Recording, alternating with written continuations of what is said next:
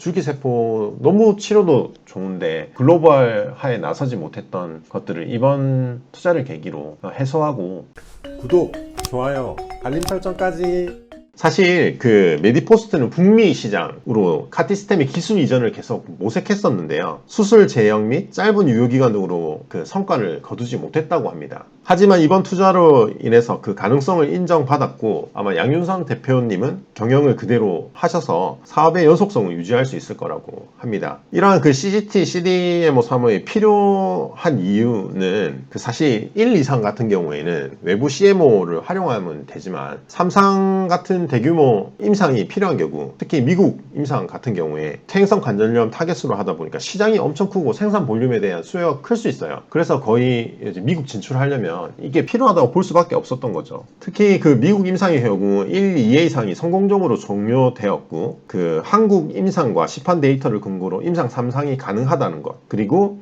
FDA와 굉장히 긍정적으로 얘기하고 있다는 점, 그리고 미국 3상 임상이 진행되면 유럽도 진출이 가능하다, 이런 글로벌 상용화를 고려해 보았을 때 북미 지역 생산 거점이 필요한데, 생산이 가장 큰 걸림돌로 라이센싱 계약에서도 굉장히 계속 걸렸다고 해요. 라이센싱을 하고 싶었지만 생산 기지가 없어서 잘 못하고 있었다고 합니다. 사실 이러한 생산 거점을 확보함으로 인해서 이제 라이센싱 계약 가능성 또한 높아졌다는 긍정적인 포인트도 가져올 수 있는 거죠. 이 카티스템은 계속 글로벌화를 진행하고 있는데요. 미국, 일본, 말레이시아까지 이렇게 진행을 하고 있어요. 그 한국 같은 경우에는 매출이 계속 성장하고 있고 지속적으로 적응증을 확대해 나갈 계획이고요. 일본 같은 경우 그 한국보다 무릎 골관절염 환자가 10배 이상 많다고 해요. 그래서 일본에서는 투트랙으로 해서 카티스템과 O자형 휜다리 교종술 병용시술 임상 2상과 카티스템 단독 투여 임상 3상을 이렇게 투트랙으로 진행하고 있다고 하고요. 말레이시아에서는 품목 허가를 신청했고 국내 임상 결과를 근거로 현지 임상을 생략을 했다고 합니다. 이렇게 글로벌화가 진행되고 있는 거죠. 사실 일반적으로 골관절염을 치료할 때는 보통 진통소염제를 쓰게 되고, 안 되면 히알루론산이나 이런 스테로이드 제제를 쓰게 되고, 나중에는 수술, 미세천공이라든지 연골이식, 인공관절 등의 수술을 하게 되는데요. 이 카티스템은 주사제로는 치료가 안 되고 인공관절까지는 필요 없는 환자들에게 쓸 수 있는 치료 옵션이거든요. 카티스템이 2020년 164억의 매출을 기록했고, 사실 거스 히딩크 한국 축구 국가대표팀 감독이 시술 받았다고 알려지면서 굉장히 화제가 됐었는데요. 이 스머프는 그 카티스템에 비해 생산이 용이하고 유효기간이 길어서 2세대 제품으로 불리는데요. 시장 확장을 위한 그 스머프 임상 진전으로 초기 환자를 대상으로 임상 2상이 진행 중이고요. 미국의 프리 IND 미팅 결과 한국 임상 결과를 인정받아서 1상을 생략하고 2상 추진 가능성을 확인해서 초기 중기 환자를 모두 커버하는 파이프라인을 갖게 되었다고 해요. 굉장히 회사의 가치를 올려줄 수 있는 포인트인 것 같고요. 그 다음에 또 뉴모스템이 있는데요. 너무 일찍 태어난 미숙 아들에게서 나타나는 기관지 폐이 형성증 치료제예요. 뉴모스템은 핏줄을 생성시켜 성장인자를 뿜어내는 세포를 주입시키므로 미숙아 중환자실 입원율 감소를 통해서 입원비를 30% 감소시킬 수 있고, 초기에 폐세포를 재생시켜주기 때문에 섬유화를 또 막을 수도 있고 항세포를 사멸하는 효과를 보이고 있다는 점. 전 세계적으로 경쟁약품이 존재하지 않기 때문에 미국과 유럽에서 희귀의약품 지정을 받아서 2019년에는 패스트트랙 지정을 받으면서 꾸준히 팔로우업과 관심을 받고 있다고 해요. 아마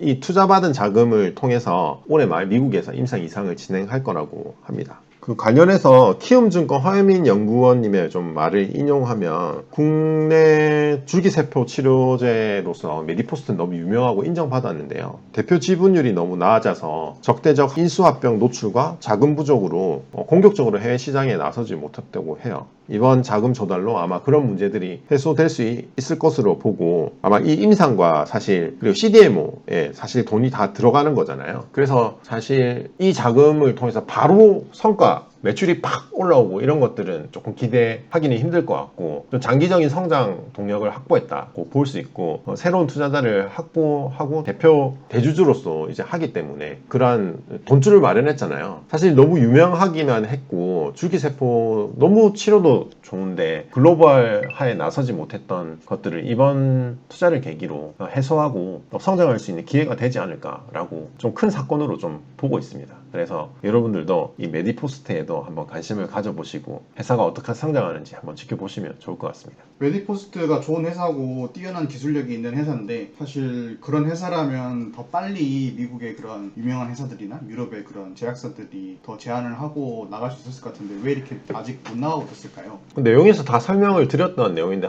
다시 한번 정리를 해드리면요. 사실 외국에 나가려고 해도 임상을 해야 돼요. 임상을 하려면 돈도 많이 들지만 아까 설명드렸다시피 이거는 그 생산 기지가 확보되어 있어야 되거든요. 줄기세포 치료제 같은 경우에 확보할 자금이나 그런 것들이 부족했던 것 같아요. 그래서 그 임상을 어쨌든 진행해야 되는데 그러한 여건이 되지 않았고, 그리고 대표의 지분율도 너무 낮아서 사실 자금 유치를 하는데 조금 어려움을 겪었던 게 아닌가. 좀 자체적으로 잘 해보려고 했던, 사실 잘 모르겠지만 여러 가지 것들 상황들이 좀 그런 것들을 어려움을 겪었던 것 같아요. 그래서 이번 투자 유치가 그런 것들을 해소할 수 있는 좋은 투자인 것 같아요. 어쨌든 생산 기지를 만들었고 그 다음에 그 자금을 통해서 임상을 진행할 수 있다면 사실 한국에서 많이 사용되고 있고 너무 좋은 약이기 때문에 글로벌로 나갔을 때도 충분히 인정받을 수 있는 약이라도 저도 생각하거든요. 그래서 빨리 사실 이런 진출할 수 있는 것들이 이제 여건이 됐기 때문에 앞으로는 잘 성장할 수 있을 거라고 기대하고 있습니다.